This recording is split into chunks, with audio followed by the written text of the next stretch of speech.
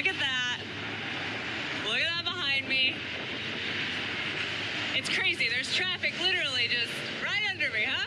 In Brisbane, there's so many different fun things that you can do. So you can do everything from climbing up the Story Bridge, you can be going out for a nice restaurant dinner in South Bank, or we're so close to the Gold Coast or Tangalooma for all sorts of different fun day trips. Brisbane is the third largest city in Australia and the capital of Queensland, filled with adventure at every corner, like rappelling, or as they say down under, abseiling down the side of a cliff at Kangaroo Point. People get to conquer their fears if you fear heights.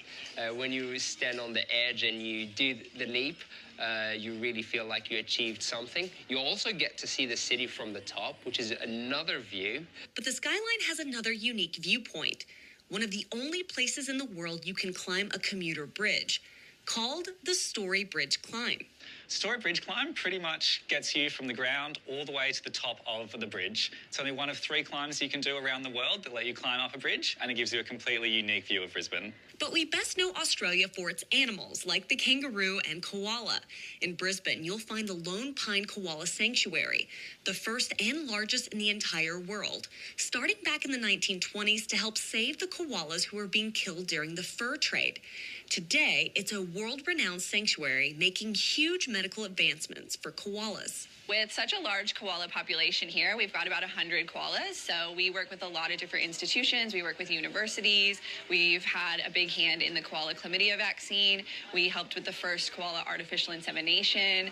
We helped to discover the bacteria that allows koalas to digest eucalyptus, and we work with a lot of different facilities and research organizations in order to do all of those projects. Let's say you want to get away from the city itself and get out on the coast. An hour ferry ride from Brisbane will get you to Tangalooma Island Resort, known around the world for its dolphins. So here at Tangalooma, we are very lucky in that we have one of the world's best dolphin feeding programs. And that's because we only feed these dolphins a very small amount of their daily intake. Tangalooma's wild dolphin feeding program dates back to the early 90s, and it's since been the subject of many university studies, from the gifts that the dolphins bring to the marine biologist to their speech patterns. Yeah, it's very successful because we do have very strict rules and regulations on how we run the program.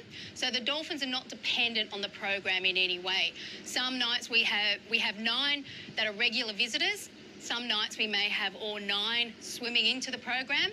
Other nights we may only have 1 to 5 dolphins swimming, which is really good to see because it shows that they're more interested in it being out there and hunting and catching their own food. Tangalooma has more to offer to its visitors as well. And the helicopter is a great way to see Moreton Bay and to also see the island as well. And they have many different tours.